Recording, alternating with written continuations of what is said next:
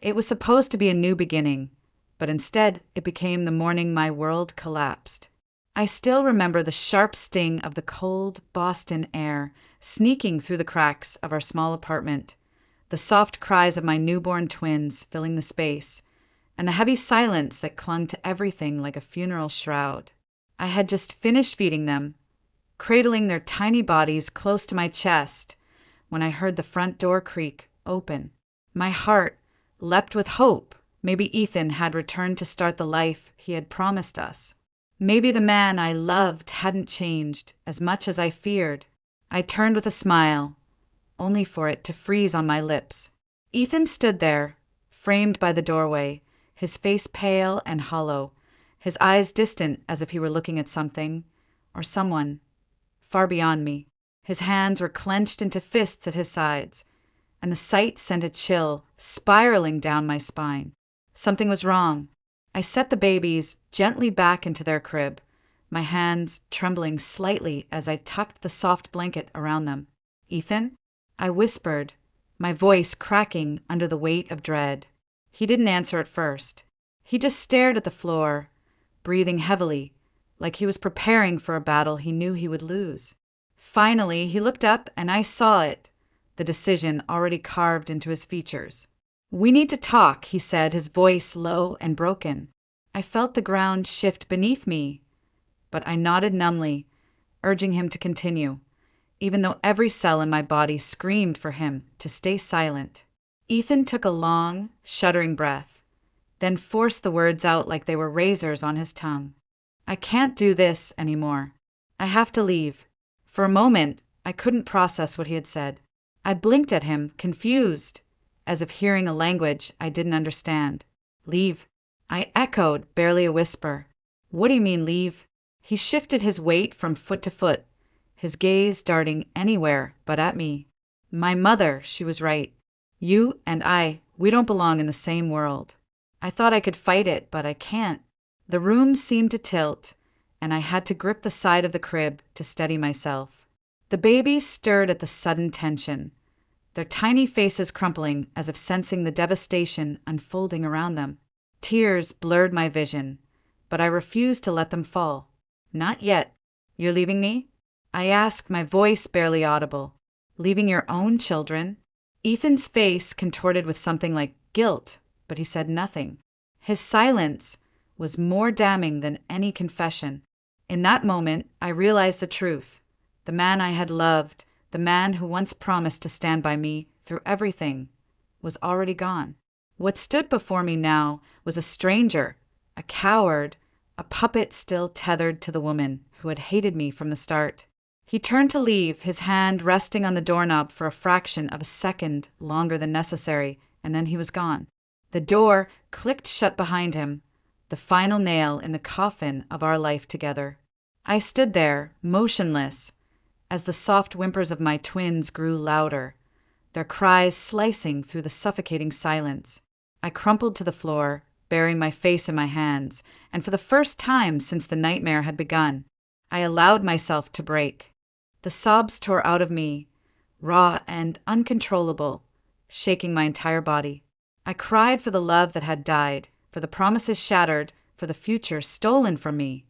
But most of all, I cried for my children who would grow up without a father's love, not because of some unavoidable tragedy, but because he had chosen to abandon them. The morning light streamed weakly through the dirty window, casting long, cold shadows across the room. Somewhere deep inside me, a small voice whispered that this was only the beginning, and the hardest part was still to come. If you had asked me back then, I would have said it was fate.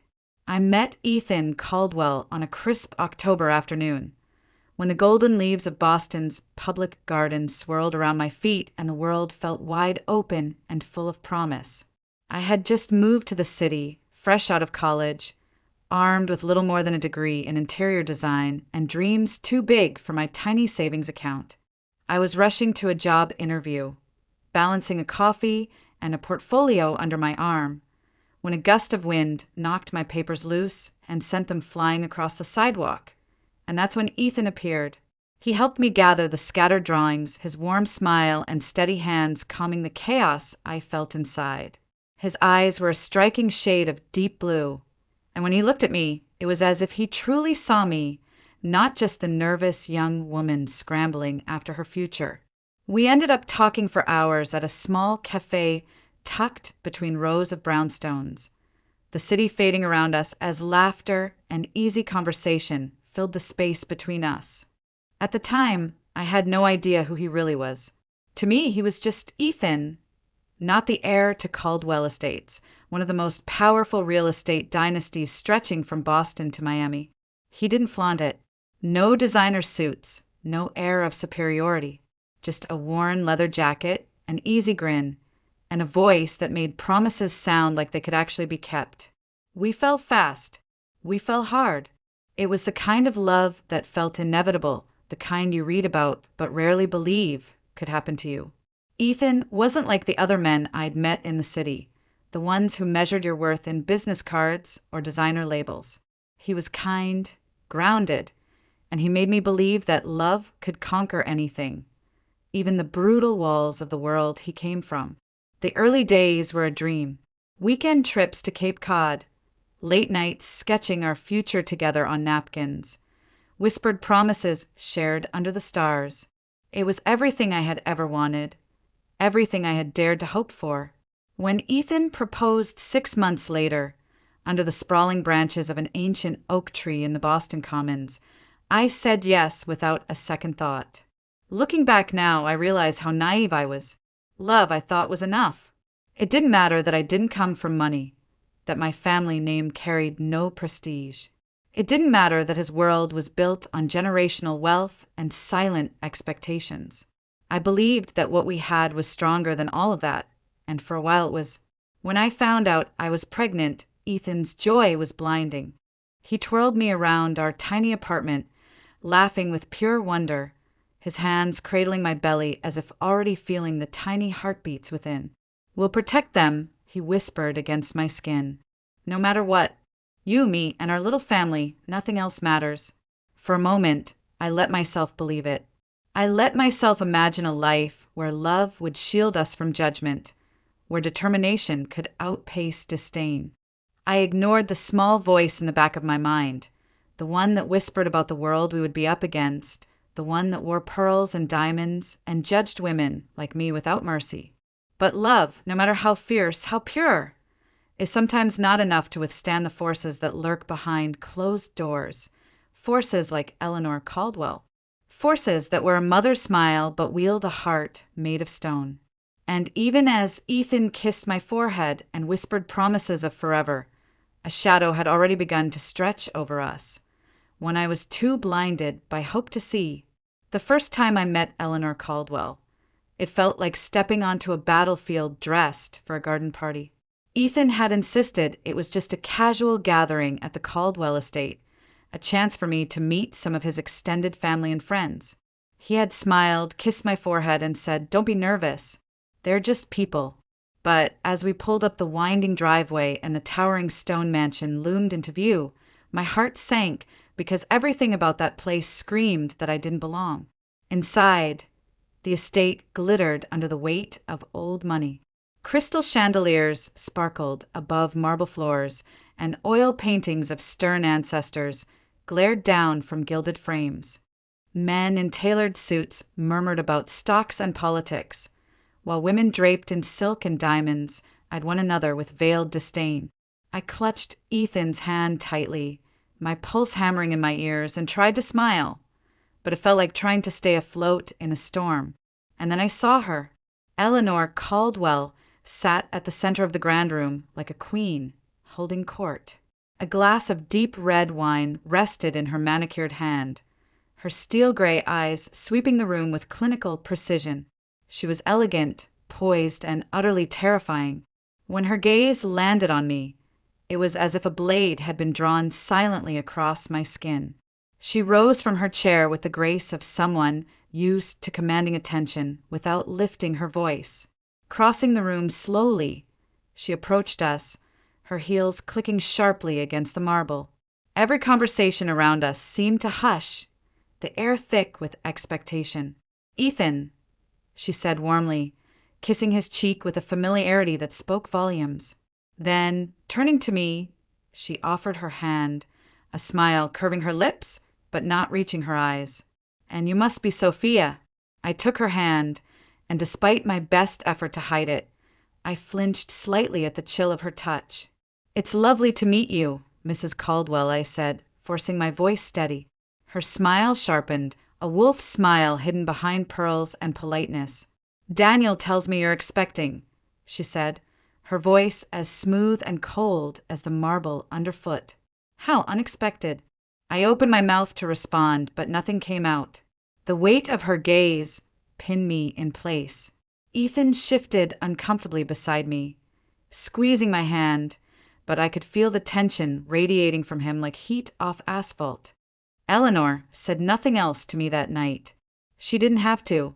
Every glance, every slight tilt of her head, every carefully orchestrated silence shouted the truth.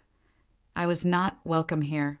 I was an outsider, a blemish on their carefully curated legacy. The evening dragged on, a blur of forced smiles and veiled barbs, until finally, mercifully, we left. As the car pulled away from the estate, I turned to Ethan, searching his face for reassurance, but he wouldn't meet my eyes. In the days that followed, things began to shift. At first, it was subtle: missed calls, distracted conversations, nights he came home late, smelling faintly of expensive scotch and expensive pressure. He insisted everything was fine, that I was imagining things, but the distance between us grew with each passing day. And always, in the back of my mind, lurked the memory of Eleanor's cold smile, and the sinking certainty that she had set something in motion that night, something I couldn't yet name, but could feel tightening around me like an invisible noose. By the time I felt the first pangs of labor, I'd barely recognized the man who paced nervously beside my hospital bed. His body was there, but his heart, his mind had already begun slipping away, and I was too busy clinging to hope to see it. The night our twins were born, the city of Boston was drenched in rain, the streets slick and glistening under the amber streetlights. Inside the hospital room, the storm outside seemed a distant hum compared to the storm brewing inside me. I gripped Ethan's hand tightly, feeling the fire of each contraction tear through me, but focusing only on the man who was supposed to be my anchor. For a moment, just a fleeting, precious moment, he was there, smiling down at me, tears in his eyes as he whispered, "You're doing amazing, Sophia, just a little more." When our children arrived, one boy, one girl, the world should have stopped in wonder. Ethan held them both, cradling their tiny bodies with trembling hands, a soft, astonished laugh breaking from his lips. "They're perfect," he said, voice thick with emotion. I believed him. I needed to believe him. I clung to that image with everything I had. But even then, even in the glow of that miraculous moment, I could feel it, the invisible wall that had grown between us. It wasn't just exhaustion in his eyes. It was something else. Something final. We brought the babies home to our small apartment 2 days later. The nursery wasn't much, just a corner of the bedroom sectioned off with a thrifted crib and hand-painted stars on the walls. But it was filled with dreams. Dreams I had woven carefully, lovingly, around our little family. Dreams that began unraveling the very next morning. Ethan left early, mumbling something about work, about needing to check in at the office. He didn't kiss me goodbye. He barely looked at me. I stood there, swaying with exhaustion, 2 tiny miracles sleeping behind me, trying to tell myself it was just stress, just pressure, just temporary. Days blurred into nights. Nights blurred into aching, sleepless marathons of feeding, burping, soothing, crying. I barely noticed the growing emptiness until it became impossible to ignore. Ethan's absences grew longer, his excuses thinner, his eyes colder, and then came that morning. He came home early. I heard the door open and close softly. My heart leapt despite itself, desperate for a sign, a word, anything that might stitch the widening rift between us. I was sitting on the floor by the crib, humming softly to the babies when he entered the room. I looked up, hopeful, and my heart shattered before he even spoke. He couldn't meet my eyes. His shoulders sagged under an invisible weight. His mouth opened and closed, struggling for words, and finally, with a voice so small it barely reached me, he said, "Sophia, we need to talk." I knew.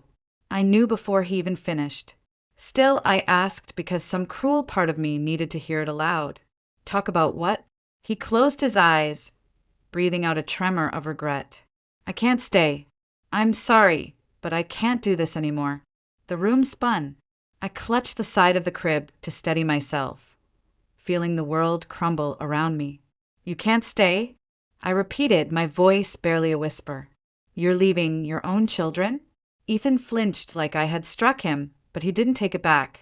He didn't even try. "My mother was right," he muttered, shame coloring his words. "We don't belong together. You don't fit." Tears streamed down my face, hot and furious and helpless. "So you're just walking away?" I choked out, "Just like that?" He didn't answer. Maybe he couldn't. Maybe he didn't dare. Without another word, he turned and walked away, the door clicking shut behind him with a finality that echoed through the hollow chambers of my soul. I stood there, frozen, listening to the babies stir, their tiny whimpers piercing the silence, and it hit me like a physical blow. I was alone, utterly, completely alone, and no amount of love, no amount of promises once made under golden leaves and autumn skies could change that now. The days that followed were not days at all. They were endless, shapeless voids, stitched together by exhaustion, sorrow, and the mechanical demands of survival. I moved through them like a ghost, caring for my newborns because I had no other choice, because their tiny faces were the only tether keeping me from sinking entirely into the dark. The apartment felt unbearably silent without Ethan's presence, though in truth he had been slipping away long before the door finally closed behind him. Every creak of the floorboards, every passing car outside, every knock at the door made my heart lurch with desperate hope. But it was never him. It never would be again. At night, when the babies finally drifted into restless sleep, I would sit on the cold hardwood floor, staring at the thin crack under the door where light from the hallway spilled into the room, and I would cry. Silent, shattering sobs that ripped through my chest until there was nothing left inside but a hollow ache. I cried for the life we were supposed to have, for the promises broken so easily, for the love I had foolishly believed could conquer everything. I stopped answering my phone. Friends, coworkers, acquaintances, they all called, worried, offering help I didn't know how to accept. What could I say? That I had been abandoned like discarded furniture? That I was now a mother of two, alone, without a job, without family close by, without a clue how I would survive the next week, let alone the next year? I couldn't even bring myself to speak the words out loud, because saying them would make them real. The walls of the apartment seemed to close in tighter with each passing day. Bills piled up on the counter unopened. The fridge grew emptier. The landlord's reminders about the rent became colder, more insistent. Meanwhile, diapers, formula, baby wipes, all disappeared with frightening speed. I had saved a little, but not enough, never enough. I thought of calling Ethan once. Just once. My hand even hovered over the phone. But then I saw the sleeping faces of my children, so peaceful, so trusting, and I realized that whatever strength I had left, it had to be for them.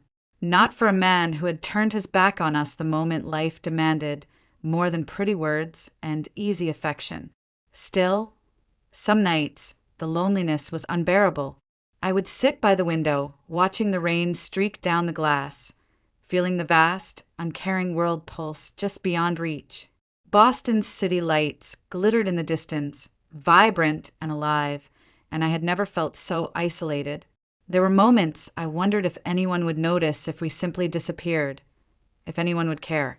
One particularly cold night, when the twins had finally fallen asleep, I found myself kneeling beside the crib, my hands trembling as I adjusted their blankets. I whispered promises to them in the dark, promises I wasn't sure I could keep. I don't know how. I said softly, tears blurring my vision, but I will find a way. I have to.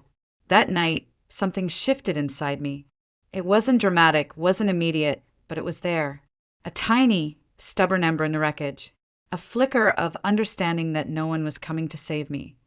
And if I wanted to survive, if I wanted my children to have even a chance, I had to be stronger than the grief trying to drown me. I had to become something else, someone else.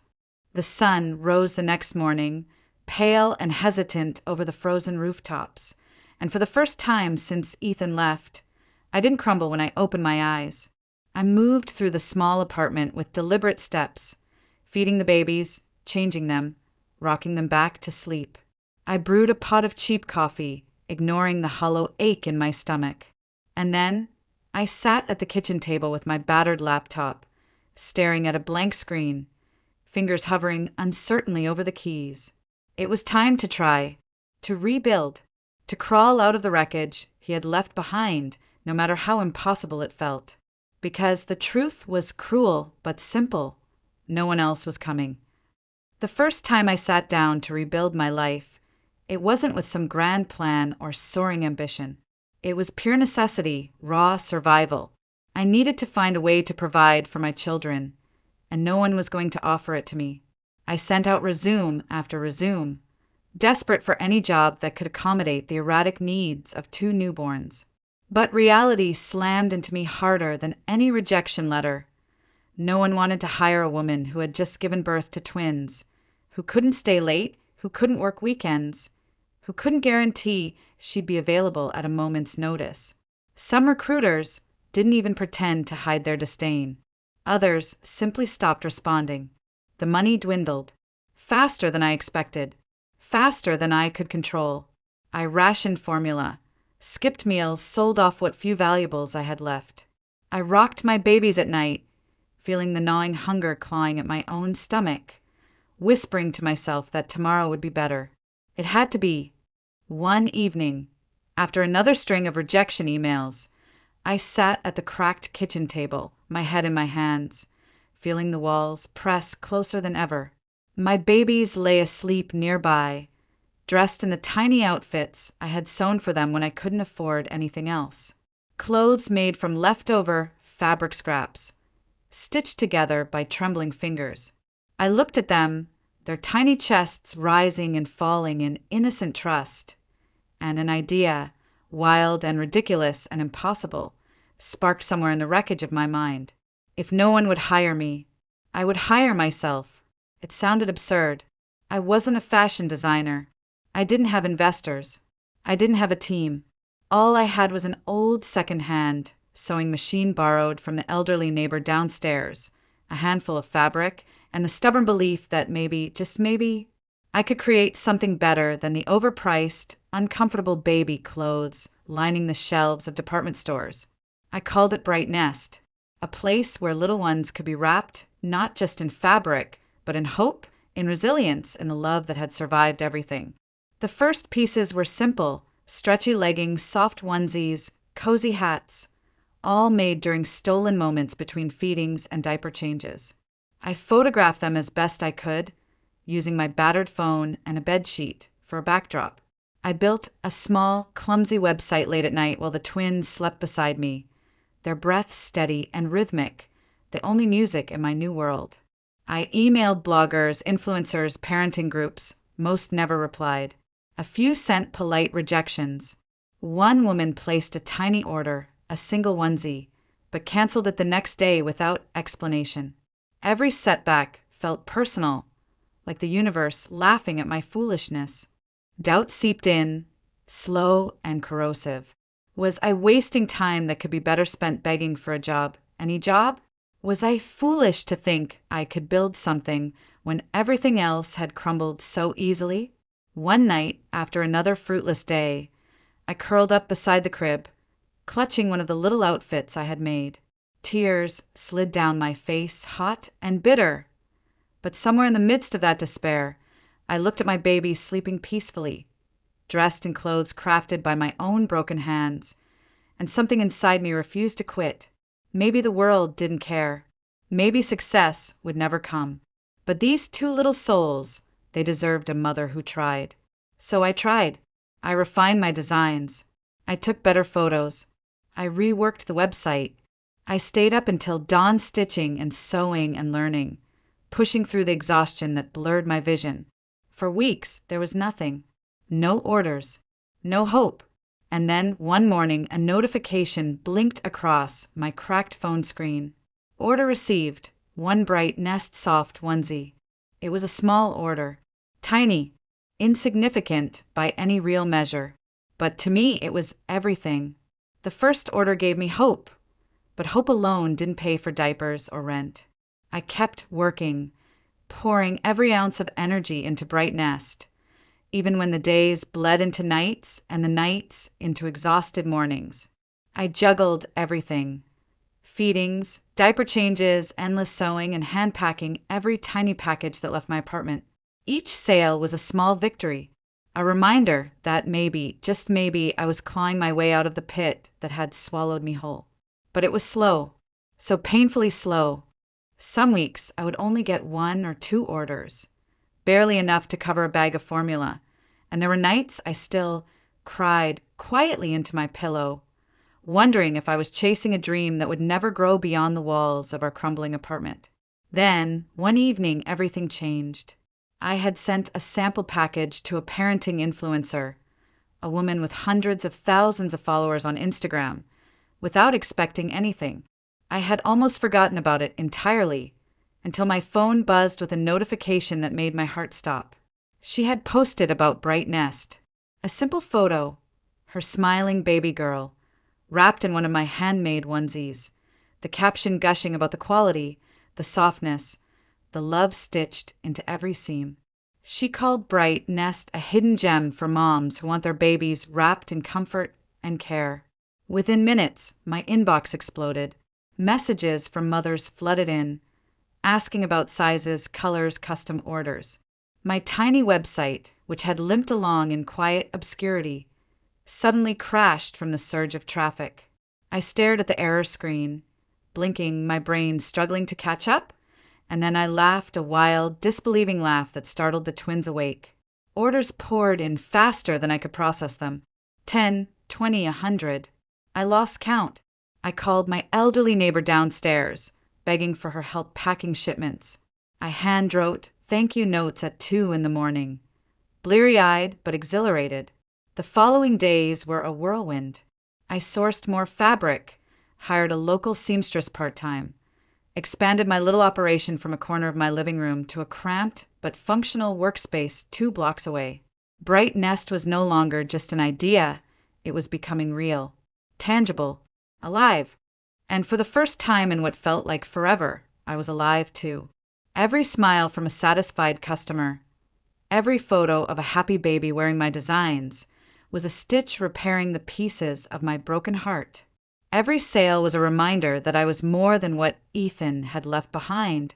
I was building something beautiful from the ruins. 6 months after that first viral post, Bright Nest wasn't just surviving, it was thriving. We had regular customers, glowing reviews, and features in 2 local parenting magazines. I hired 2 more seamstresses, moved into a small but bright storefront on the edge of Boston's South End, and began dreaming even bigger. One night, as I sat on the worn couch in our new, slightly less cramped apartment, I watched my twins giggling on the carpet, wearing matching outfits I'd sewn myself. The city lights flickered beyond the window, and for once, they didn't feel so distant they felt like they were shining just for us. I realized, in that moment, that I had done it. Not because someone had rescued me, not because a man had come back to fix what he broke, but because I refused to let the darkness win, because I had fought inch by inch, stitch by stitch, for a life worthy of my children and of myself. And as I looked at their sleepy smiles, their tiny hands reaching for me, I knew this was only the beginning. It happened on an ordinary Sunday morning, the kind of day that no longer carried the weight of sadness, but instead hummed with quiet joy. I had taken the twins to Charles River Esplanade, a place where the grass was lush and the water sparkled under the spring sun. The laughter of my children filled the air as they chased after bubbles, their little hands reaching for the sky. And for once, I allowed myself to simply breathe, to exist without fear. That's when I felt it, a gaze heavy and hesitant, resting on me from across the park. I turned slowly, and there he was, Ethan. Time had not been kind to him. His face, once youthful and full of effortless charm, was lined and hollow. His shoulders sagged under the weight of choices he could no longer outrun. He stood there for a moment, unsure, like a man on the wrong side of a locked door. Our eyes met. I didn't flinch. I didn't look away. I simply watched him, calm, detached, feeling nothing but a distant curiosity, the way one might observe an old photograph, faded with time. He took a few hesitant steps forward, his hands twisting nervously at his sides. "Sophia," he said, his voice cracked and soft, barely carrying over the breeze. I saw you on TV." I tilted my head slightly, offering nothing more than a polite, expectant silence. He swallowed hard, looking down at the ground like a boy caught in a lie. "I just wanted to say, I'm sorry. Not because I expect you to forgive me, but because I need you to know. I regret everything." For a moment, the world seemed to hush around us, the river, the laughter, the wind, all pausing as if to listen. I let the silence stretch, feeling the weight of it settle around us. And then I said, very softly, "Are you done?" He looked up, startled by the steadiness in my voice. Perhaps he had expected tears. Perhaps he had expected anger. But there was nothing left for him to hurt. I had already rebuilt myself from the ashes he left behind. I smiled, a quiet, liberated smile, and added, "Because I don't need your regret, Ethan. I don't need your love or your apology." He opened his mouth to speak, but I shook my head gently. "I've built a life," I continued, "a life that doesn't have room for ghosts." His face crumpled then, the reality of it sinking in deeper than any words I could have spoken. I turned back toward my children, who were now waving eagerly at me from across the grass, their laughter like a melody no betrayal could touch. Without another word, I walked away. And Ethan, he stayed standing there, rooted to the spot, a man who had traded his soul for a world that never loved him back, and had realized it far, far too late. Ethan didn't go home right away. Maybe he didn't know where home was anymore. Eventually, though, his steps dragged him back to the only place he had left, the Caldwell estate. The grand mansion loomed against the fading light, its towering columns and manicured gardens standing just as they always had. But somehow it looked smaller now, emptier, as if it too had grown tired of pretending. Inside, the house was bathed in the sterile glow of crystal chandeliers, their cold light bouncing off marble floors and priceless art. The scent of oak and old money lingered in the air, heavy and suffocating. Eleanor Caldwell sat in her favorite armchair by the fireplace, a glass of red wine swirling lazily in her hand. She didn't look up as Ethan entered. She didn't have to. She knew. "So," she said, her voice smooth and detached, "did you finally realize the woman you abandoned wasn't waiting around for you?" Her words struck like a slap, but Ethan didn't react. He simply stood there, his hands hanging uselessly by his sides, the hollowness in his chest threatening to consume him. "You say that like you're proud," he said quietly. Eleanor finally looked up then, her steely eyes sharp and unyielding. "I am proud," she said. "I saved you from a mistake that would have cost you everything." Ethan let out a bitter laugh, dry, humorless, echoing off the empty walls. "Everything," he repeated. "You think this." He gestured around the cavernous, silent room. "This is everything." Eleanor's smile didn't falter. "You have your place, Ethan. Your legacy." "My legacy," he whispered, the words tasting like ash. "All I have is this empty shell. A title, a fortune, a house that feels more like a mausoleum than a home." Eleanor set her glass down with a sharp clink. "Don't be dramatic. You have what matters." "No," Ethan said, his voice steady now. "I had what mattered. and I let it slip through my fingers because I was too much of a coward to stand up to you. The room crackled with the tension of things long left unsaid. Eleanor rose to her feet, her expression tightening. So what now? You want to blame me for your weakness? I want to leave, Ethan said simply. I don't want any of this. Not the name, not the fortune, not the emptiness. Eleanor's mouth opened, a retort forming on her tongue. But for the first time, she found no words. Ethan turned without waiting for her response. His footsteps echoed through the grand halls as he made his way to the door, passing the portraits of ancestors who had sacrificed everything for power and lost themselves along the way. He stepped outside into the cold night air, feeling the weight of the mansion fall away behind him. He didn't know where he was going. He didn't know who he would become. But he knew one thing: he couldn't stay here, drowning in the consequences of choices he could no longer justify. Inside, Eleanor sat alone, the fire crackling weakly against the vast, frozen silence. She had won, and yet there was no one left to celebrate with.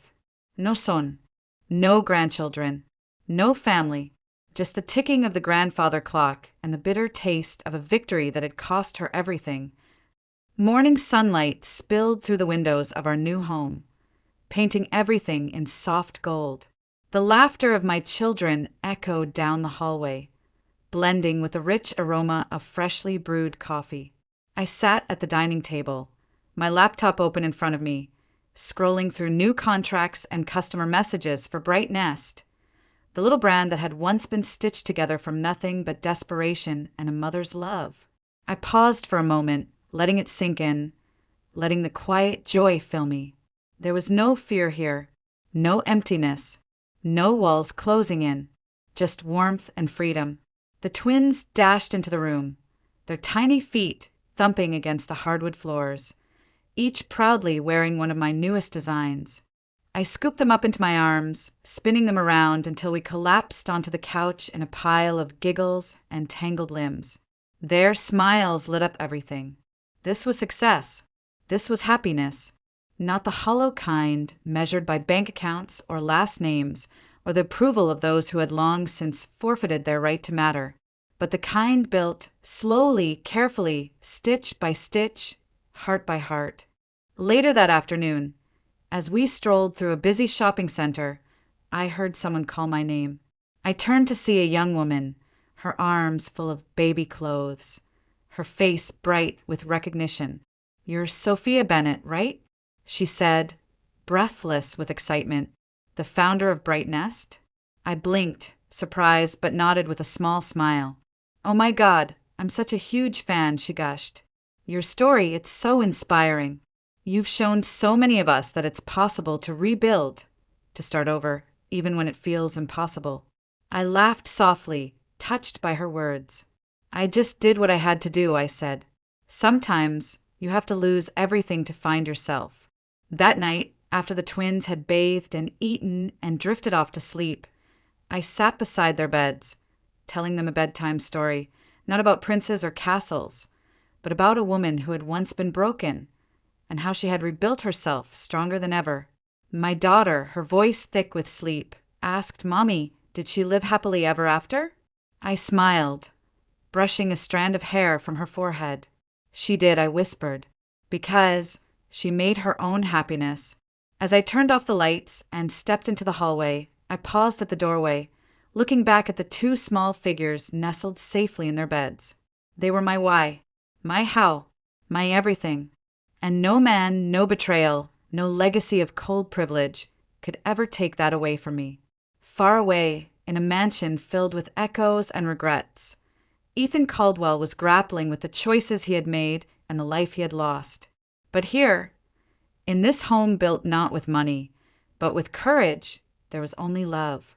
This was not a story about revenge, or regret, or even loss.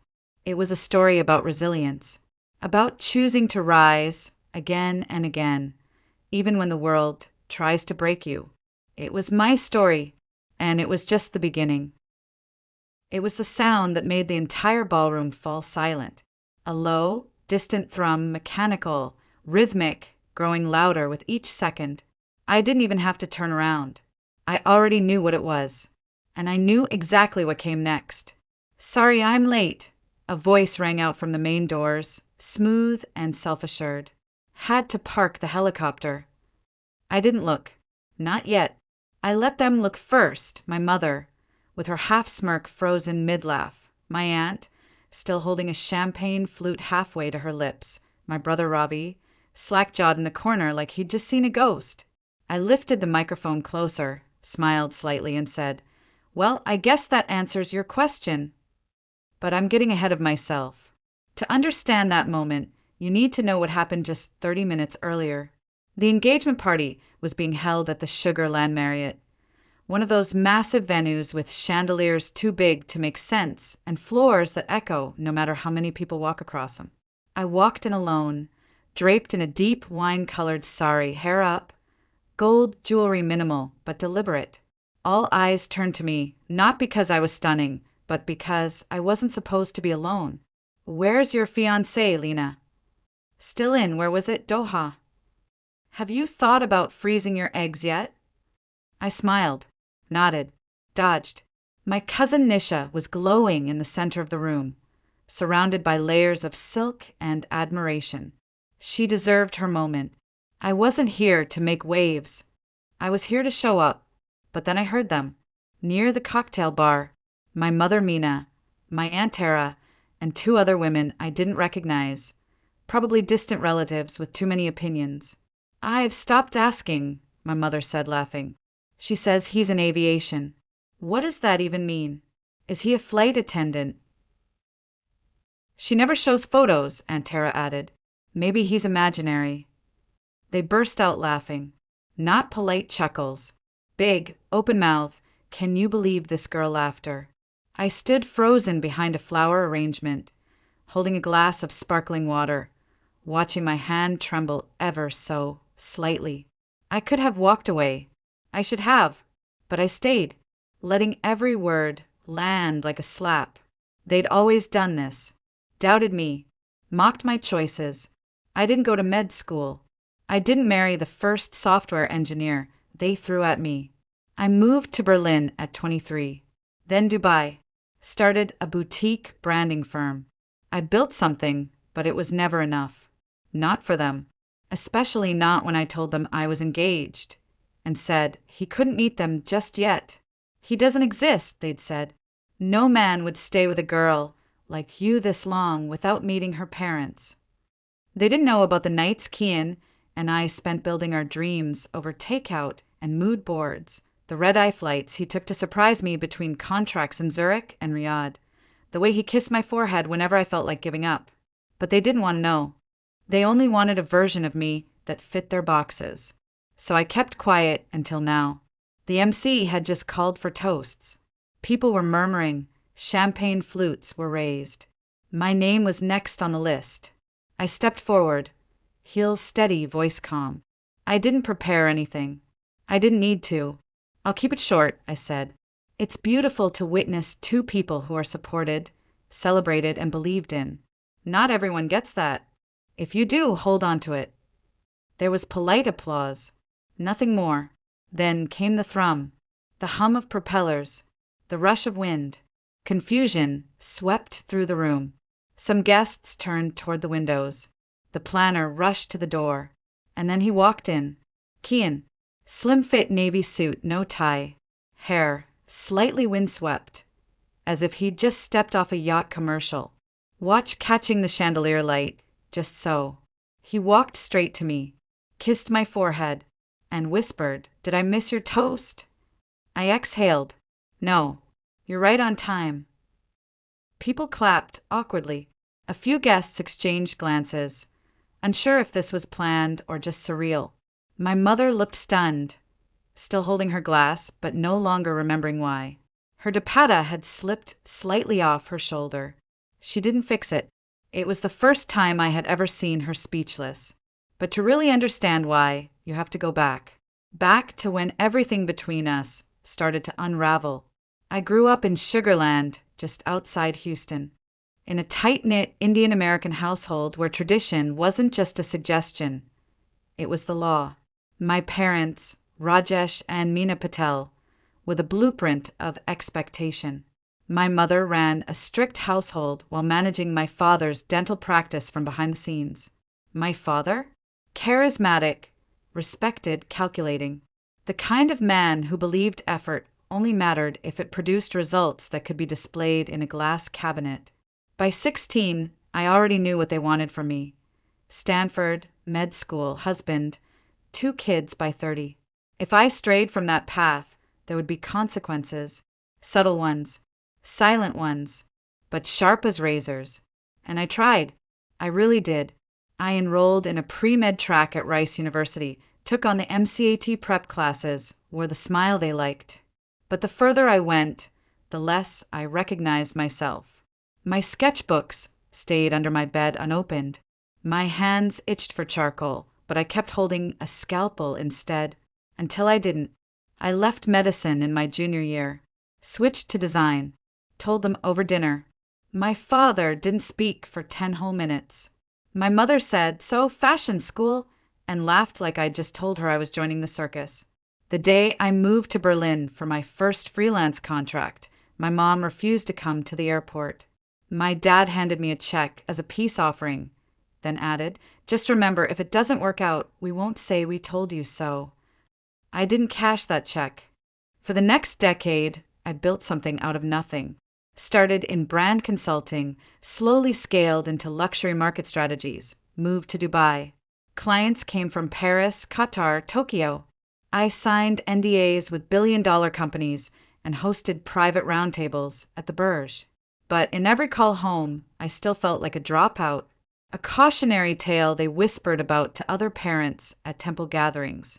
They told everyone I was between jobs, that I was living abroad to find herself.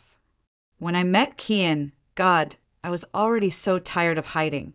We crossed paths in Copenhagen, of all places at a boutique aviation summit. He wasn't just handsome.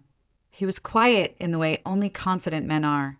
We talked about culture, design, displacement. Then he told me he flew small aircraft across Europe and the Gulf as a consultant for private defense clients. It sounded absurd, and yet I believed him completely. I didn't tell my parents about him until nearly a year in. Their reaction: "Why haven't we met him? Are you sure he's real? He's a pilot? Like for Delta?" They couldn't wrap their heads around someone who didn't have a LinkedIn title like managing director or surgeon. To them, aviation sounded like a hobby, not a career. I stopped trying to explain. So when Nish's engagement invitation came with my mother's handwritten note, "Hope your fiancé can make it this time," I knew exactly what tone that smiley face carried. Sarcasm, doubt, dismissal. It had been that way for years. Me on one side of a glass wall, screaming my truth, while they stared back, unimpressed and unlistening.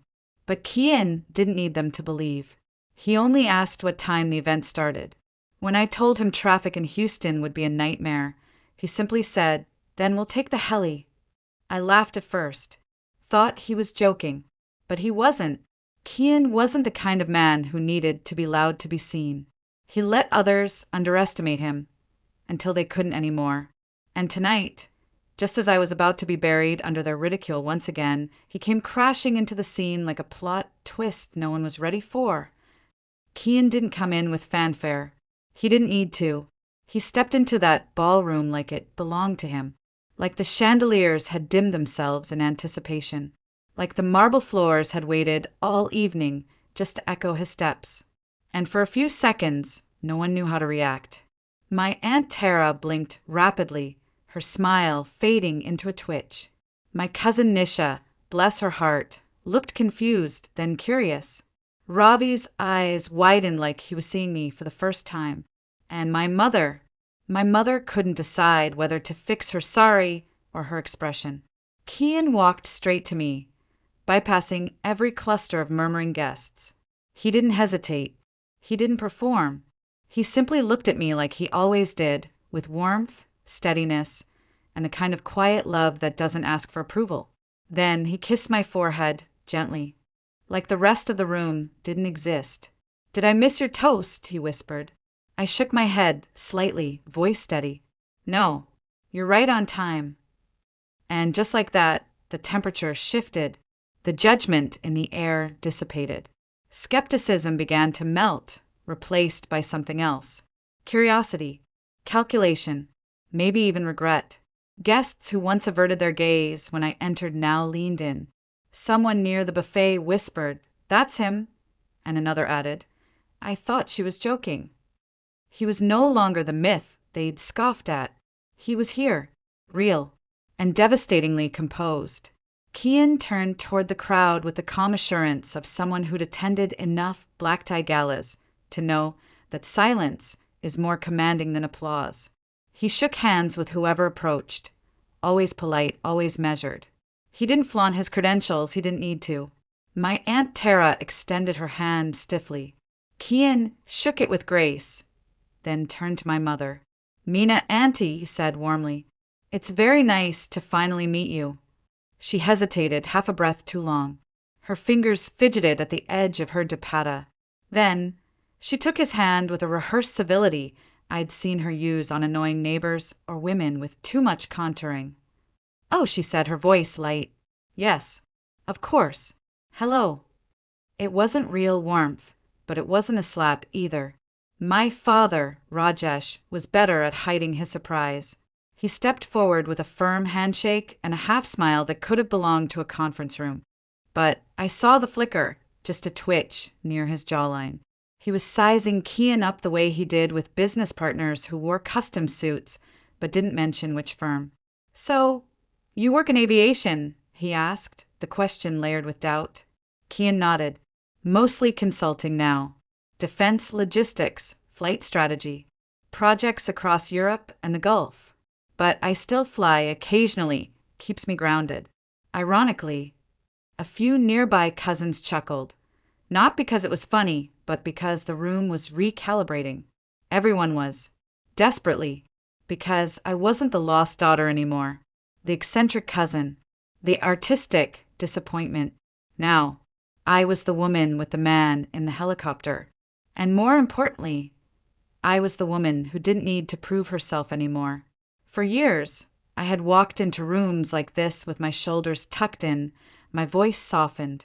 I had tiptoed around their expectations, hoping for crumbs of approval. Tonight, I watched as the people who once scoffed at my absence now tripped over themselves to justify their own presence. Kian was being pulled into introductions by my second cousins and whiskey-sipping uncles who suddenly found aviation logistics fascinating. I stood back, just a little, taking it in. It was surreal, like watching a play where suddenly I wasn't the tragic side character anymore. I was the storm that rewrote the script. From the dessert table, Ravi approached with a slice of cake and the same smirk he wore when he stole my Halloween candy in 1998. "So," he said, jerking his chin toward Kian, "that's your guy." I didn't even look. "That's Kian." He let out a low whistle. Still didn't think he was real. Honestly. I sipped my water. A lot of people didn't. He paused, maybe to apologize, maybe to say something clever, but I didn't give him the chance. I turned and walked away toward Nisha, because I was done standing in place for people to catch up. Later that evening, just as the music shifted into something slower and softer, my mother found me standing alone near the staircase that led to the valet. The party behind us was still in full swing. The lights were warm. The air smelled of cardamom and hairspray, and yet something in her face had changed. She looked unsettled, not angry, not even embarrassed, just curious, like she didn't quite understand what had just happened. She hesitated, hands clutched in front of her, then said, "Why didn't you tell us he was coming?" I turned slightly, not enough to face her fully. Would it have changed anything? She opened her mouth, closed it, then tried again. I didn't realize." I raised an eyebrow. "Didn't realize what?" She looked down at her hands, fingers still playing with the edge of her bangles like they held answers. Then, with a quiet voice, she said, "I didn't realize he was this serious." And there it was, the weight behind every phone call where she questioned my judgment, every family dinner where I was asked if I was still doing that creative thing, every time I said I was happy, and she looked at me like I was pretending. Now she believed, only because he landed in a helicopter. I should have been angry, but I wasn't. I was tired. "I've been serious," I said, arms crossed, voice low. "You just didn't want to believe it unless it looked like something you could brag about." She flinched, not visibly, but I saw it, a tiny pause in her breath.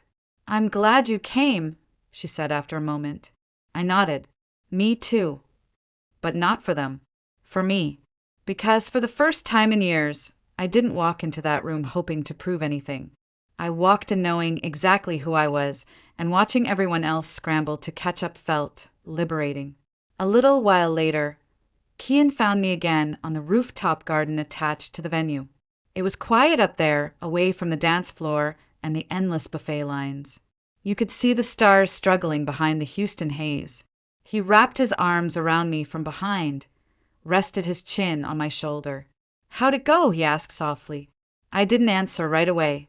I watched the tiny pinpricks of light across the sky, listened to the low thump of bass below us, the laughter and clinking glasses fading into background noise. "Better than I expected," I finally said. "Worse than it should have had to be." He didn't say anything, just pulled me closer. "They'll catch up," he murmured. "I'm not waiting," I said. "I know," he replied. And we stood there for a while longer, the city buzzing beneath us, the night thick with everything unsaid.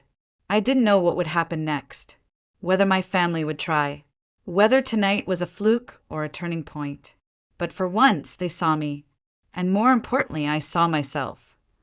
When we finally made our way back down, most of the party had dissolved into that awkward stretch of time when aunties start packing leftover biryani into Tupperware and uncles linger with whiskey glasses, not ready to leave but not adding anything to the conversation either. We said goodbye to Nisha and Dev.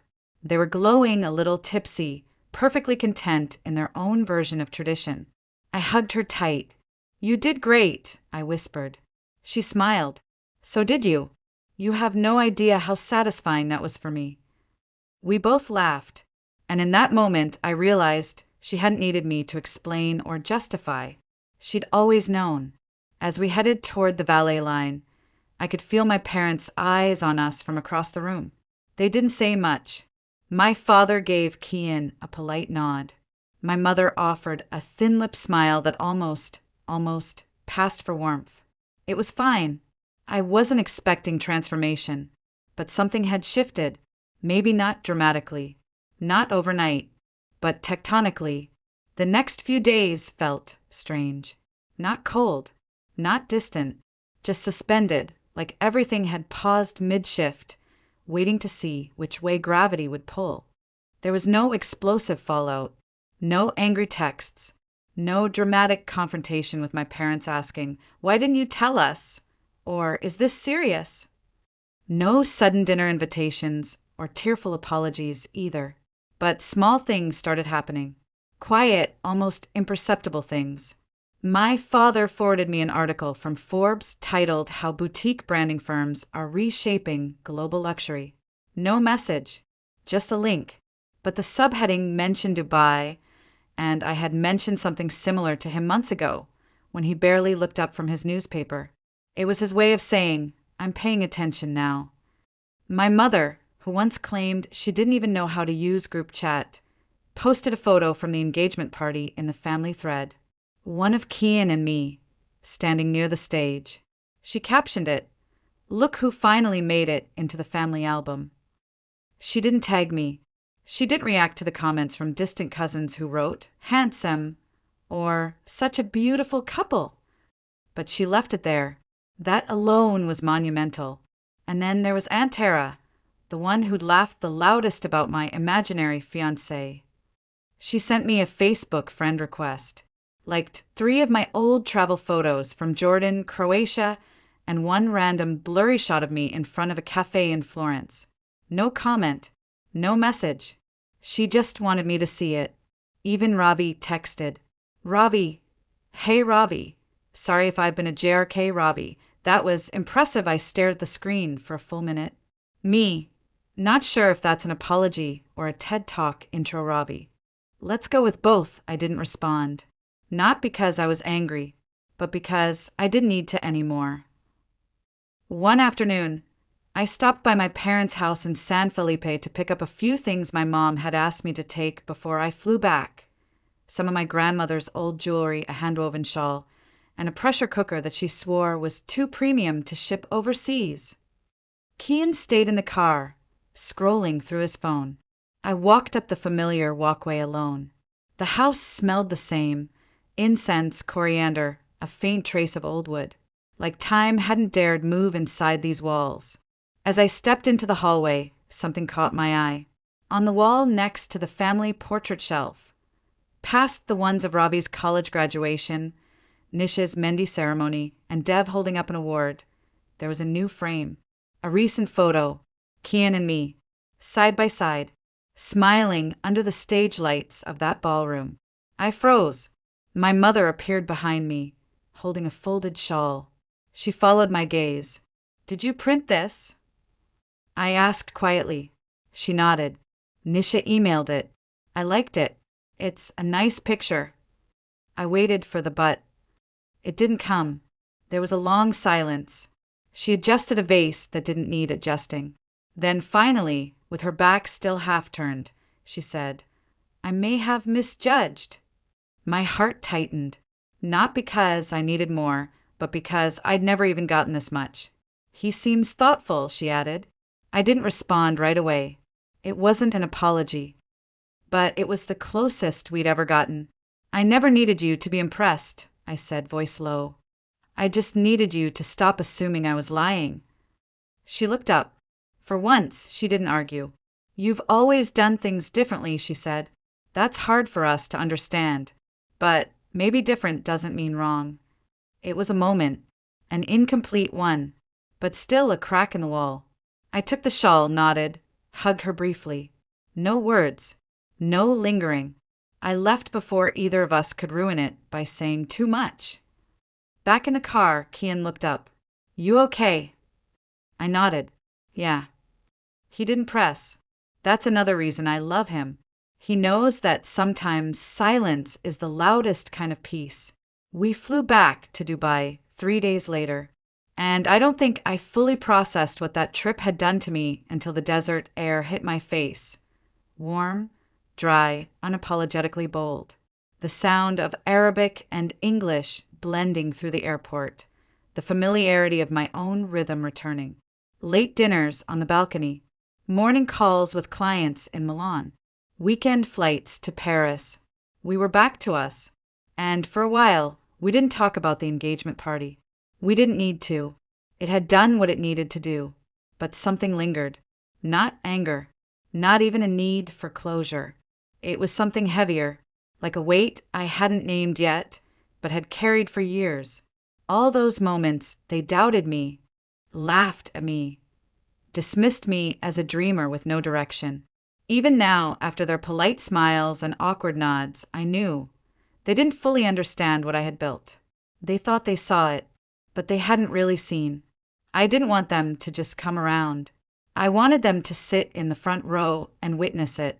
So when I was invited to speak at the Global Brand and Culture Summit in Dubai, an annual conference reserved for executives, thought leaders, and royalty, I knew exactly what I wanted to do. The invitation came after my consultancy hit 7 figures for the first time. We just signed a luxury conglomerate that owned half the labels on Fifth Avenue. They wanted me to give a keynote on personal brand scaling across cultures, without traditional venture capital. I said yes, on one condition. I want to invite 2 guests, I told the planners. VIP seating. No press, just observers. They agreed. I wrote the invitations by hand. No email, no assistant, just me, a pen, and 2 simple cards. To my parents, I wrote, You once asked if I was serious about my life. I'd like to show you what serious looks like. I didn't expect a reply.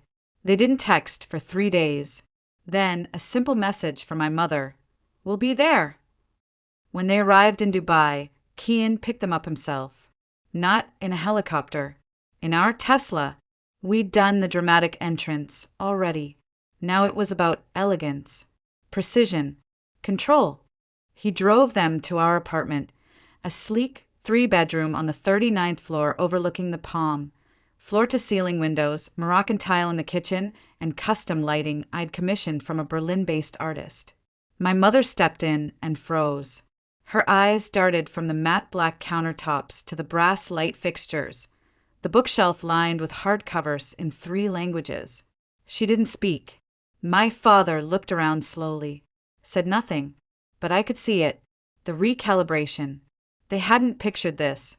They had imagined mismatched IKEA furniture and takeout boxes, late rent payments, maybe a roommate or 2.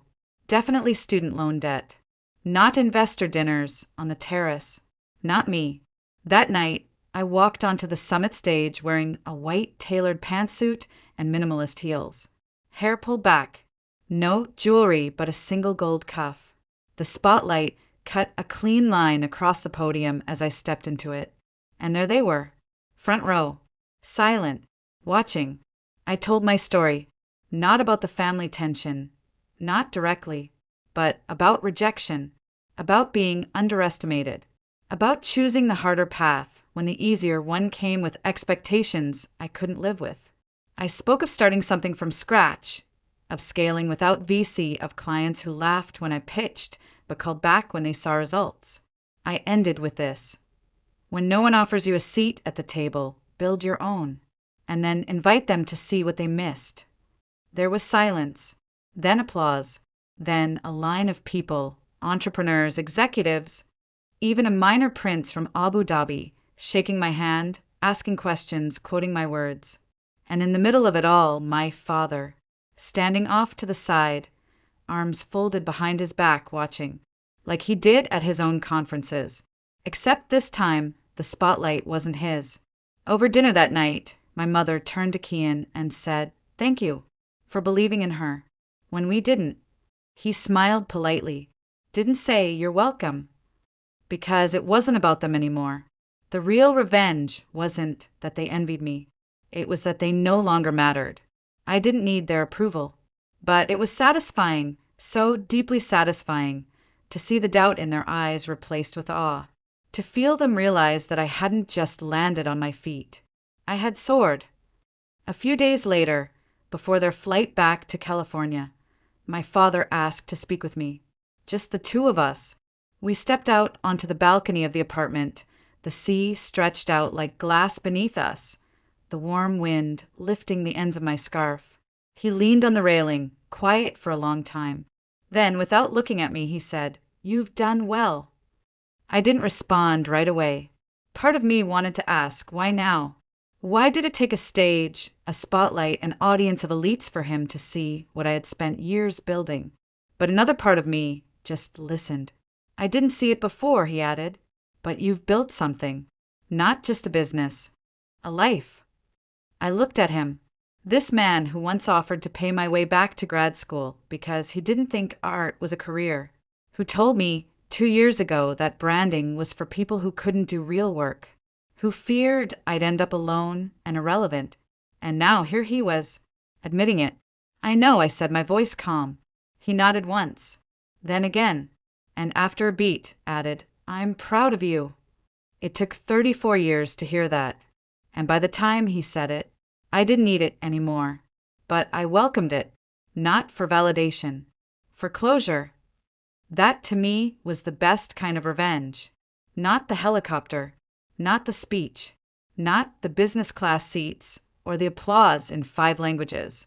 The revenge was this, becoming the woman they never imagined I could be, and then giving them a front row seat. When they left, there were no dramatic hugs, no promises of change. Just a sense that something had cracked open, quietly, irrevocably. Later that night, Kian and I sat on the balcony with glasses of tea, watching the sky fade into the sea. He looked over at me. Was it enough? I thought about it for a long moment. Then I smiled. More than enough. Because this wasn't about being right anymore. It was about being free. I sat in the hallway of Maplewood Community Hospital, hands pressed together so tightly my knuckles turned pale. The fluorescent lights above hummed faintly, reflecting off the polished linoleum floors that smelled faintly of antiseptic and floor wax. It was late afternoon, the kind of gray Ohio day that looked like it could rain at any moment. I barely noticed. All I could hear was the echo of my own heartbeat and the sound of my daughters crying from somewhere behind the closed doors of the pediatric wing. Sophie had fallen again. My sweet 7-year-old girl with those big, questioning eyes and hair like spun gold had bones as fragile as porcelain. One wrong step on the living room rug and her tiny frame had crumpled under her own weight. Another fracture. Another trip to the ER. Another bill I didn't know how we would pay. I pressed my palms to my eyes, willing the tears back. I couldn't cry here, not in public, not where strangers could see a mother falling apart. But the truth clawed at me. I was falling apart. I was tired of the sound of casts being cut off and replaced, of painkillers and wheelchairs, of hushed conversations with doctors who said things like chronic condition and long-term care. I was tired of watching Sophie smile through it all, that fragile, heartbreaking smile of a child who had learned far too early how to be brave. Mrs. Whitman. I looked up to see Dr. Julia Ramirez, her face professional but kind, standing in the doorway. She's resting now. The break isn't as bad as last time, but we need to schedule another scan to check for microfractures. I nodded, my throat too tight to form words. When Dr. Ramirez left, I dropped back onto the bench and stared at the floor. This was our life now. Hospital visits, therapy sessions, medical bills stacking up like a cruel joke. Ethan, my husband, was working double shifts at the auto shop just to keep us afloat. I picked up extra evening shifts at the nursing home when I could. Still, it felt like we were treading water with weights tied to our ankles. And the house, our little one-story, wood-paneled house at the edge of Maplewood that used to feel cozy now felt suffocating. Every corner had been padded, every edge child-proofed, every rug removed. Yet no matter how careful we were, Sophie's bones still betrayed her. Sophie never complained. That was what hurt the most. She'd say things like, "Don't worry, Mommy, I can still draw," and she'd sit on the couch with her sketch pad, smiling through the pain. She loved drawing so much, houses, flowers, animals, anything that made her feel like a normal kid. I thought of Ethan, probably hunched over an engine at that very moment, oil on his hands and exhaustion on his face. He'd barely looked at me this morning before rushing out the door. He was shutting down, I could see it, and I didn't know how to reach him anymore. And then there was the money. Always the money. Even with insurance, the out-of-pocket costs for her treatments were crushing. Dr. Ramirez had mentioned a foundation, a charity program that might cover specialized equipment. I'd mentioned it to Ethan last week, and he'd waved me off, his pride wounded by the idea of asking for help. "We'll figure it out on our own," he'd said, but I was no longer sure we could. The hallway grew quiet as evening visiting hours came to an end. I pressed my hand over my chest, trying to steady the pounding beneath it. I had no answers, no solutions, just a child who kept breaking and a marriage that felt like it was splintering too. Through the door, I heard Sophie's voice, faint but determined. "Mommy?" I stood quickly, wiping at my cheeks before stepping inside. She was lying there, small and pale against the hospital sheets, her sketchpad balanced on her knees as if nothing had happened. She gave me that smile, the one that both healed and broke me in the same breath. I took her hand, kissed her knuckles gently, and whispered, "I'm here, sweetheart. I'm right here." Morning sunlight spilled weakly through the thin curtains of our little one-story house, highlighting the scratches on the kitchen table and the stack of unpaid bills pushed into a corner like an accusation. I stood at the counter pouring coffee into a chipped mug, watching Ethan tighten his work boots. He didn't look at me when he said, "I've got to stay late again. We've got 3 engines torn apart right now." I nodded, even though he wasn't really asking for permission. He was always tired now, always somewhere else in his head, thinking about invoices and overtime hours. I couldn't blame him. He was carrying so much on his back, but so was I. Sophie sat at the table with her right arm in a cast decorated with doodles. Little flowers and suns she'd drawn herself. "Can I bring my sketch pad to school, Mom?" she asked. "Of course, sweetheart," I said, managing a smile. She never went anywhere without that sketch pad these days. She was a different kind of 7-year-old. Most kids wanted to run, climb, fall, get back up. Sophie knew that falling could mean weeks in a cast, so she poured her energy into drawing instead. Ethan brushed past me to grab his keys. "Don't forget, she's got physical therapy at 4, he said, eyes still on his phone. "I won't forget," I answered softly. He was already out the door before I finished the sentence. I stared at the closed door for a moment longer, then turned back to Sophie. She was looking at me with those big eyes, wise beyond her years. "Daddy's mad, huh?" she asked quietly. "He's just tired, honey." "We're all tired," I said, kneeling next to her chair and tucking a strand of hair behind her ear. I kissed her forehead and whispered, "It's going to be okay." But I wasn't sure I believed it anymore. After dropping Sophie at school, I went to my shift at Maplewood Care Home. I worked as a nurse's aide part-time because Sophie's appointments and injuries kept me from holding a full-time schedule. It wasn't glamorous work, bathing patients, lifting them in and out of wheelchairs, taking vitals, but I liked the old folks. They reminded me that life could still have moments of grace, even when your body was falling apart. Still, all day my mind replayed the sound of Ethan's distant voice, Sophie's fragile smile, and Dr. Ramirez's suggestion from last week, a foundation that could help pay for a custom lightweight brace and mobility aids. That night, I brought it up again. "Ethan, there's a foundation that helps families with kids like Sophie. They could cover the cost of," he cut me off, wiping grease from his hands with a rag.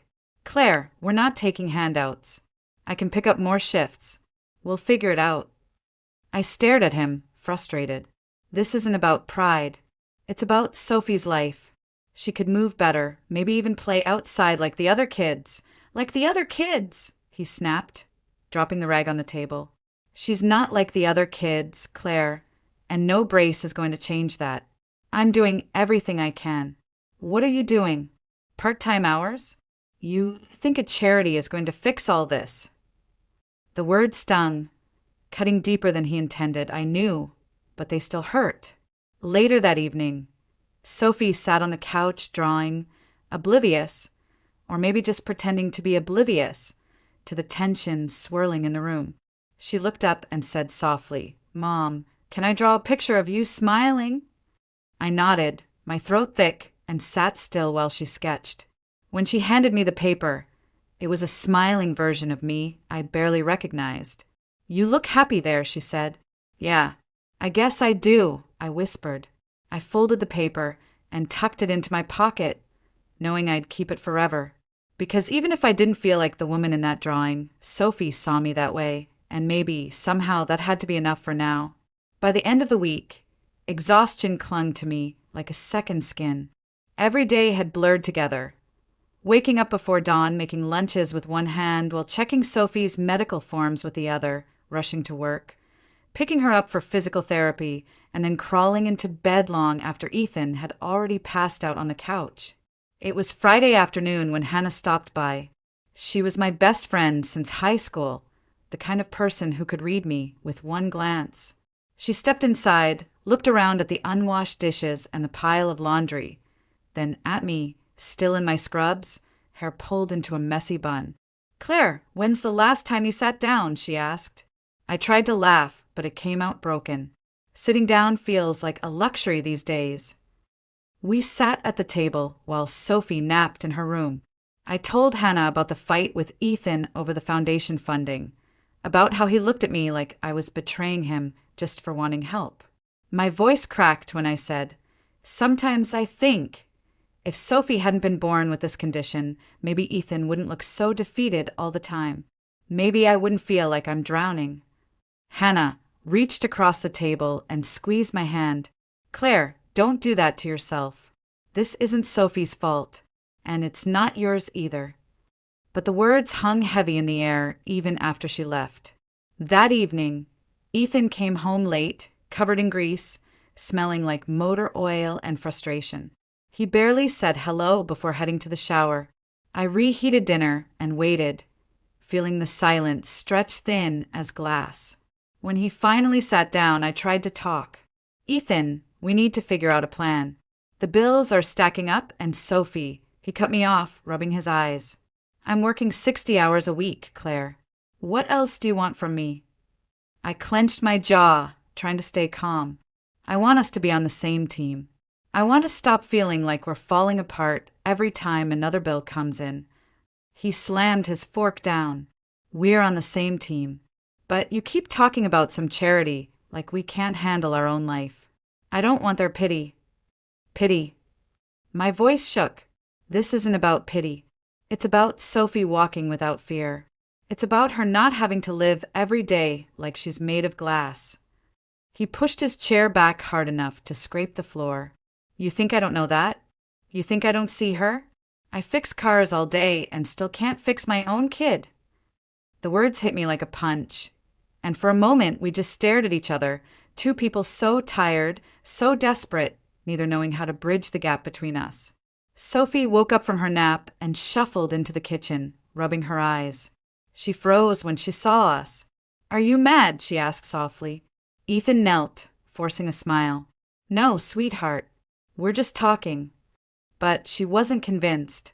Kids always know more than you think. She went to the living room, sketchpad in hand, curling up on the couch without another word. I watched her draw, my chest aching. She shouldn't have to hear us fight. She shouldn't have to carry our fears on top of her own. Later, when Ethan went to bed, I sat on the couch and whispered to myself, "We can't keep living like this," but I had no idea how to change it. The breaking point came on a Tuesday night, one of those evenings when everything felt like it was stacked against us. I had just gotten home from my shift.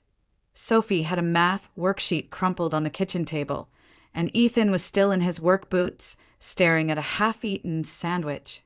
The silence was heavy, and for some reason it made my skin crawl. "Did you pick up Sophie's prescription?" I asked, trying to keep my voice steady. He didn't look up. "Forgot. I'll get it tomorrow." "Tomorrow?" "She needs it tonight, Ethan. She's in pain." He finally met my eyes, and I could see it. Weeks of exhaustion, frustration, and anger bubbling under the surface. "I'm doing the best I can, Claire. I can't be everywhere at once." I gripped the back of a chair. "I'm not asking you to be everywhere. I'm asking you to care enough to do one thing right now when she needs you." His face hardened. "Don't you dare say I don't care. I'm killing myself out there to keep this family afloat." I heard Sophie's footsteps from the hallway, but ignored them. Too angry to stop now. "You think killing yourself is helping? You're shutting down, Ethan. You're here, but you're not really here. And I'm drowning alone while you keep pretending we're fine." "We are fine," he snapped, slamming his hands on the table. "You just can't stop looking for someone else to fix everything. That foundation you keep talking about like we're some charity case." I felt something inside me snap like a thread stretched too tight for too long. My voice rose before I could stop it. If Sophie hadn't been born with this condition, maybe we wouldn't be here. Maybe we wouldn't be falling apart every single day. The room went silent, except for a tiny gasp. Sophie was standing in the doorway, clutching her sketchpad to her chest. Her eyes were wide, wet with tears that hadn't fallen yet. You wish I wasn't born," she whispered. My stomach dropped. "Sophie, no, I didn't mean," but she was already backing away, shaking her head, her small shoulders trembling. "You don't want me," her voice cracked before she turned and ran to her room, the door slamming like a gunshot. Ethan stared at me, his face pale with disbelief. "What the hell did you just say?" "I didn't mean it like that," I said, my voice breaking, but he stepped back as if I were someone he didn't recognize. "Yeah, well, she heard you," he said coldly. He grabbed his jacket and headed for the door. "Ethan, don't." But he was already gone, the door slamming behind him, leaving me in the kitchen with nothing but the echo of my own words. I pressed my hands to my mouth. I wanted to take it back, erase it from the air, erase it from Sophie's memory, but it was too late. Those words were out there now, floating like poison. From behind her closed door, I heard her crying, quiet, broken sobs that shattered something inside me. I sank to the floor, clutching my knees. Oh, God, what have I done? Outside, I could hear the faint murmur of voices, Deborah Collins, the neighbor, talking to someone near the fence. She must have heard everything. And I knew how fast things traveled in Maplewood. By morning, half the neighborhood would know I'd told my daughter I wished she hadn't been born. For the first time in my life, I wasn't sure if I could fix what I'd broken. Morning light crept into the house like an uninvited guest, cold and harsh. I hadn't slept. I sat on the edge of the couch, still in yesterday's clothes, listening to the silence that came after Sophie's tears had finally stopped sometime past midnight. Her door had stayed shut. Ethan never came home. The words I'd said the night before echoed in my head like a siren I couldn't silence. If Sophie hadn't been born with this condition, maybe we wouldn't be here. It didn't matter what I meant. What mattered was what she heard. By the time Sophie padded out of her room, clutching her sketch pad like a shield, her eyes were red and swollen. She wouldn't meet my gaze. I crouched down, reaching for her hand. Sweetheart, about last night, I didn't mean what I said. I was angry and tired, and she pulled her hand back gently. Can I go to school early? Her voice was small, flat, as if all the sparkle had been scraped out of it. I swallowed hard. Sure, baby. After dropping her off, I headed to the grocery store. That's when it started. 2 women by the produce aisle lowered their voices, but not enough. Did you hear about Claire Whitman? Told her kid she wished she wasn't born. My stomach twisted. I turned the corner quickly, pretending I hadn't heard. But I had. By afternoon, I knew Deborah Collins had talked. She was out watering her roses when I came home, her lips pressed in a line of faux sympathy. Morning, Claire. I hope Sophie's doing all right after, last night. Her eyes lingered like she was waiting for me to confess. I tightened my grip on the grocery bag. She's fine, I said curtly, heading inside before she could add another dagger of small-town pity. Inside, the silence pressed down heavier than before. Ethan still hadn't come home. His phone went straight to voicemail. I paced the living room, trying to figure out what to do next, until Hannah showed up without calling. She stepped inside and shut the door behind her. Okay, what happened? I just heard from someone at the school, and they're saying. She stopped at the look on my face. Oh, Claire! Tears welled in my eyes. I didn't mean it, Hannah. I was so angry, so scared, and it just came out. And she heard me. My voice cracked as I added, I don't know how to fix it. She thinks I don't want her. Hannah sat me down and held my hands. Listen to me. You made a mistake, yes, but you love that little girl. She knows it, even if she's hurt right now. But you need to show her, with actions, not just words. I wiped at my cheeks. I don't even know where to start. Ethan's gone. Sophie's barely looking at me, and half the neighborhood thinks I'm some kind of monster. Hannah hesitated before speaking again. Then maybe it's time to get some help, Claire. Call your mom. I know it's been years, but she might be able to help, or at least give you a place to breathe for a minute. The thought made me flinch. My mother, Margaret, and I hadn't spoken in almost 4 years. Too many arguments about life choices and pride. But maybe Hannah was right. Maybe I didn't have any pride left to lose. That night, Sophie stayed in her room again, sketching quietly. I sat outside her door, listening to the scratch of pencil on paper, wanting so badly to just open it, scoop her up, and erase last night. But I stayed there, knees tucked to my chest, whispering through the door. I'm sorry, baby. I love you more than anything. I'm so sorry. No answer came. Just silence and the soft sound of her pencil, and I realized silence could hurt more than any scream. The next morning, I sat in the car outside an old brick house on the edge of town, gripping the steering wheel so tightly my knuckles ached. My mother lived here. Margaret Allen. My mother, who hadn't spoken to me in almost 4 years. The last time we saw each other, we'd shouted across this very driveway about my choices, about Ethan, about how I didn't need her help. Pride had built a wall between us that neither of us tried to climb, until now. I stepped out, nerves jangling, and walked up the porch steps. My hand hesitated over the doorbell, then pressed. The door opened slowly, revealing a woman with gray-streaked hair pulled into a neat bun and eyes that looked surprised to see me. "Claire," she said softly. I swallowed. "Hi, Mom."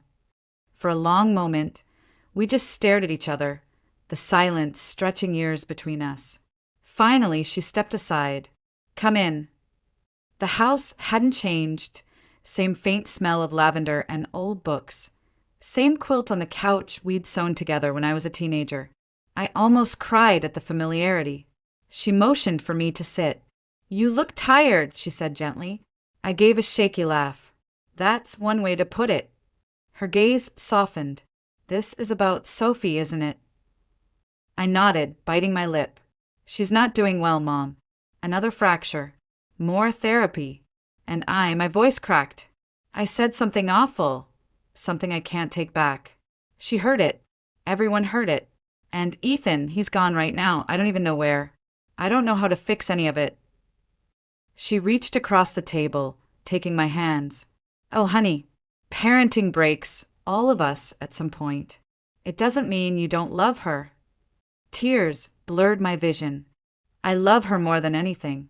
I'm so scared all the time. We sat quietly for a moment before she rose and walked to an old writing desk, pulling out a small lockbox. She opened it, revealing documents and a savings passbook. "I've been putting money aside for years," she said. "I thought you'd never take it, so I didn't mention it. But maybe it's time you know." I blinked. "Mom, I can't take your money," she smiled faintly. "It's not just money.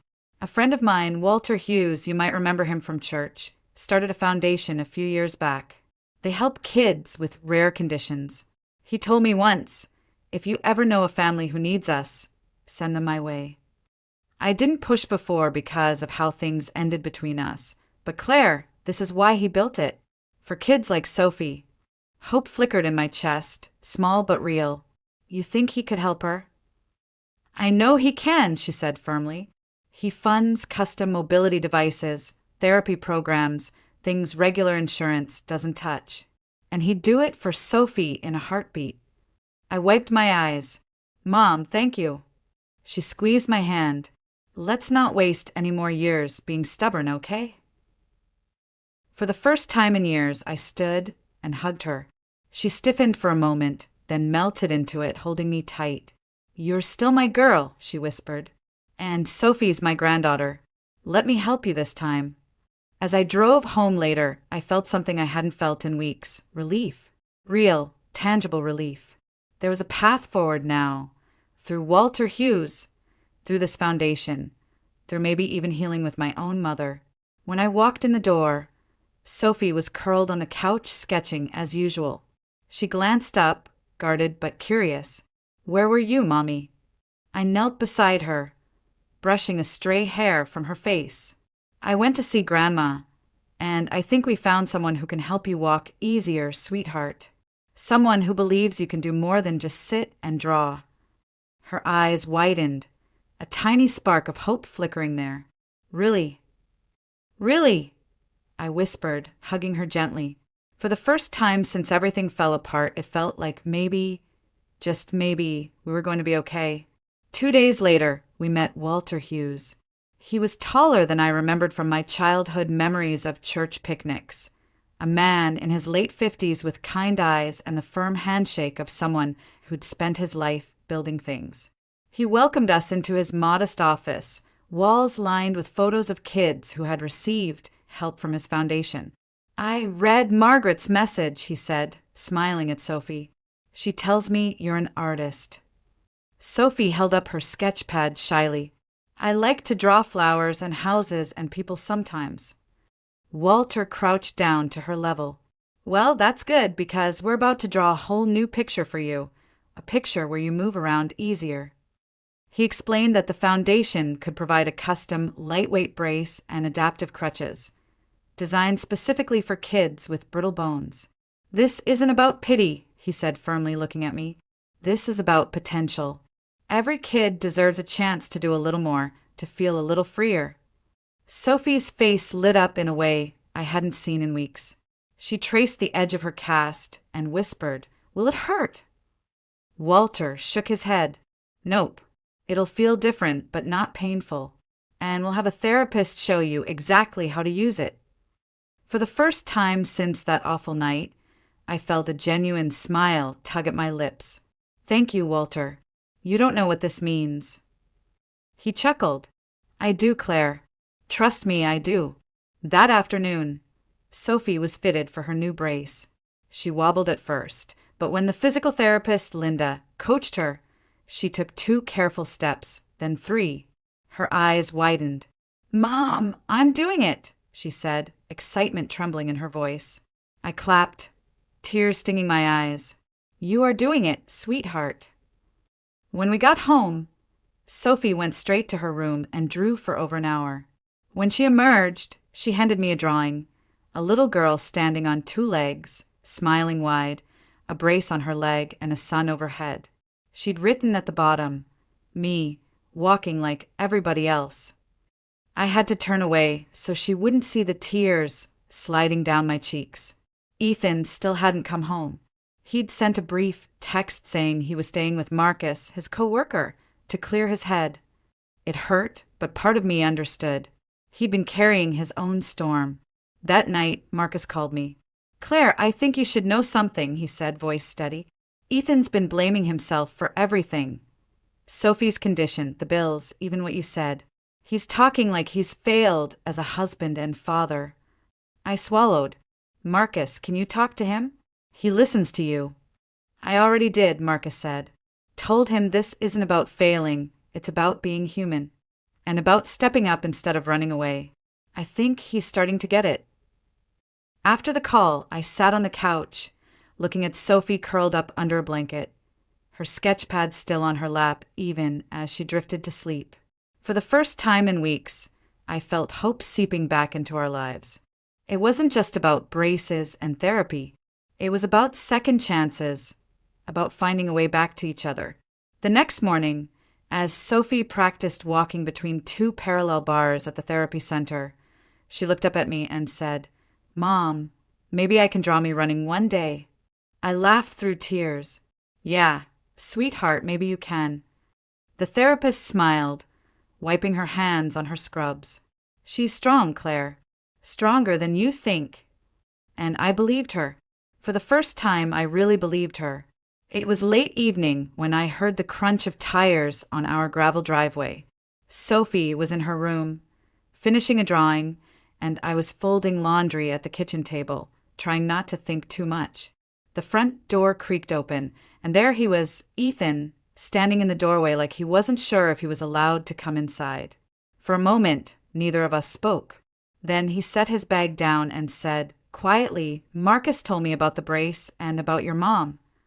I nodded, unsure of how much he knew. "We found help, Ethan. Walter Hughes's foundation is covering the therapy. Sophie's walking a little already." His eyes softened, guilt flickering in them. I should have been here for that. I put the laundry aside and stepped closer. "You were hurting too. I get it, but Ethan, we can't keep running from each other. We have to be on the same side. For Sophie, for us." He ran a hand over his face. "I know. I thought if I just worked harder, it would fix everything. But all I did was disappear when you needed me most." He looked up, his voice breaking slightly. "And I left you alone after you said that thing. Claire, she's just a kid." Hearing those words, "I know," I said quickly, tears rising again. "I hate myself for it. I didn't mean it, Ethan. I was drowning and it came out all wrong. But it's stuck in her head now, and I don't know how to make her believe I love her." He stepped closer and took my hands. "Then let's show her. Together." We walked to Sophie's room. She was sitting cross-legged on the floor, sketch pad in her lap. She looked up, surprised to see Ethan. "Daddy." "Hey, sweetheart." He knelt, opening his arms, and she climbed into them without hesitation, clinging to his neck. "I'm sorry I wasn't here," he whispered. "I'm sorry for leaving you and Mommy. That wasn't right." Sophie nodded, pressing her face into his shirt. Then she glanced at me, her eyes hesitant. "Do you still wish I wasn't born, Mommy?" My heart cracked. I dropped to my knees beside them. "No, baby. I don't wish that. Not ever. I love you so much it scares me sometimes, and I was scared when I said that. I never should have let those words come out." I cupped her cheeks gently. "You are the best thing that's ever happened to me." For a long moment, she just looked at me, then threw her arms around my neck. "I love you, Mommy." "I love you too, sweetheart. Always." Ethan wrapped his arms around both of us, holding us close, and for the first time in weeks, we felt like a family again. The next day, Sophie wanted to show us her progress at therapy. As she walked carefully with her new brace, a few neighbors, including Deborah Collins, gathered by the sidewalk. Deborah had that tight smile of someone who wanted to say something, but didn't know how. When Sophie finished her steps, she turned, beaming. "I did it, Mommy. Daddy, look." We clapped, cheering, and Deborah stepped forward. "Claire," she said softly, I might have repeated something I shouldn't have. I judged too quickly. I'm sorry." I took a deep breath, choosing grace over anger. "Thank you, Deborah. Sophie's doing better now, and that's what matters." Deborah crouched to Sophie's level. "You're very brave, young lady. Keep showing us how it's done." Sophie smiled shyly, clutching her sketch pad like it was part of her. "I'm drawing me walking today," she said. Deborah nodded. "I hope you'll show me when you finish." For the first time in weeks, I felt the weight on my chest ease. Not everything was fixed, but we were finally moving in the right direction, together. A week later, the therapy center buzzed with soft music and the low hum of conversation. Today was Sophie's big day, her first full walk across the practice floor without support from the parallel bars. The therapist, Linda, crouched at one end, holding her arms open like a finish line. Sophie adjusted her brace, clutching her sketch pad in one hand for courage. Ethan stood on one side of the room, phone ready to record, and I stood on the other, hands clasped tightly together. "You can do this, sweetheart," I said softly. She nodded, her small face set with determination. "I'm ready." Linda stepped aside and Sophie began. One step, careful but steady. Another step, then another. Her legs trembled, but she kept going, her eyes fixed on us. When she reached the end, she burst into a grin so wide it nearly split her face. "I did it!" she shouted, her voice echoing in the quiet room. Ethan whooped, sweeping her into his arms, spinning her once before setting her gently down. "You're incredible, kiddo." I knelt and hugged her tight, tears streaming freely now. "I'm so proud of you, baby girl. So proud." Linda clapped. "She's got natural balance. Give her a few months, and she'll be running circles around us." Sophie giggled, running and drawing at the same time. That evening back at home, Sophie sat at the kitchen table working on a new drawing for the local Dream Big Kids art contest. She focused with the seriousness of someone painting a masterpiece, tongue poking out slightly as she shaded the final corner. When she was done, she held it up. The picture showed a little girl, herself, walking with her brace in one hand and holding hands with her parents in the other. Above them, in a child's careful handwriting, were the words, "We're stronger together." "Can I submit it, Mom?" she asked. "You absolutely can." I kissed the top of her head. "It's perfect." 2 weeks later, an envelope arrived. Sophie opened it herself, hands shaking a little. Inside was a certificate. Second place, Maplewood Dream Big Art Contest. Her eyes widened. Then she squealed, holding it high. "I won something." "You earned it, sweetheart," Ethan said, lifting her onto his shoulders while she laughed. We pinned the certificate on the fridge, right next to her old drawing of me smiling. Only this time, the smile felt real. That night, as Sophie slept, Ethan and I sat on the porch. The warm Ohio evening wrapped around us like a soft blanket.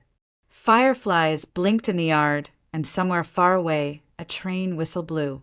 He reached for my hand. "You know, I almost didn't come back that night," he admitted quietly. "I thought maybe you and Sophie would be better off without me." I squeezed his hand. "I thought the same thing about myself, Ethan. But we were wrong. We just forgot how to lean on each other." He nodded, eyes glinting in the porch light. "We're going to be okay, aren't we?" I smiled, feeling the truth settle deep inside me. "Yeah, we are." I checked on Sophie one last time before bed. She was curled up with her sketch pad, a faint smile on her lips. I brushed a strand of hair from her forehead and whispered, "You are my greatest joy, Sophie Whitman. Always." In that quiet moment, I thought back to the words I'd once said in anger, the words I thought might define us forever. But now, standing there watching my daughter sleep, I knew something with absolute clarity. Sometimes life gives you battles you never asked for, but it also gives you reasons to keep fighting. Sophie wasn't our burden. She was our miracle. And as I turned out the light and closed her door, I realized something else. Maybe, just maybe, we were finally stepping into the sunlight together.